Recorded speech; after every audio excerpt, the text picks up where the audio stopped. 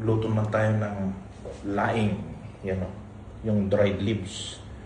Lagyan natin ng pinunog from Ifugao. Yan lang naman yung ingredients. Tapos gata, siyempre gata. Yan, bawang. Para sa ating ginataang laing.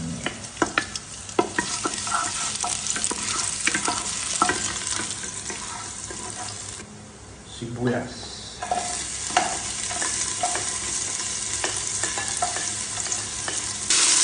Luya naman. Ayan, pampasarap, pampabango.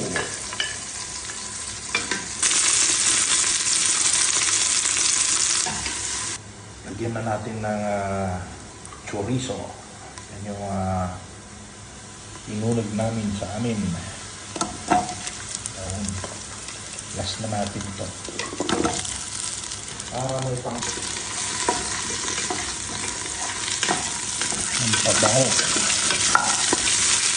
Pinunog. Pinunog. Yan na yung laing natin. Pressure cooker natin para mas mabilis. 15 minutes lang. Luto na yan. Sigurado. Lagyan natin na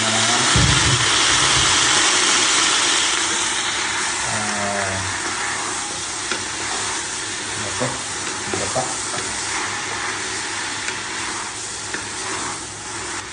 Lagyan natin ang gata.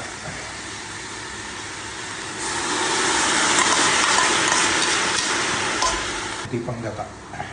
Tapos mamaya na yung ay na yung gata natin. Yan. Pressure cooker na natin yan. With ano nga ba to? Chorizo. So 15 minutes.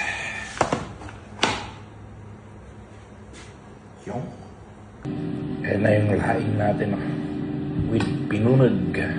Oh, ito yung pinunog sausage.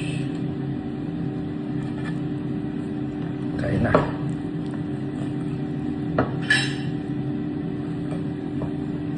With milk o coconut.